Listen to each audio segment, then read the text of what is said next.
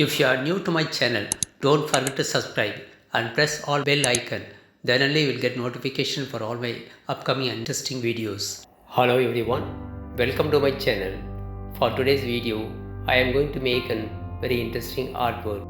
It is always advisable to wet the canvas board using plain water. Then only the paint will spread uniformly and smoothly over the board.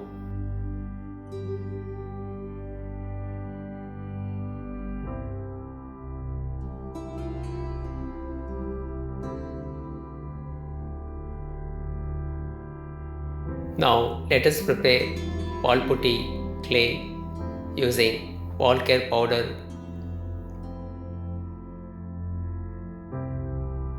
You can add even little Fevicol to it to get strong wall putty clay.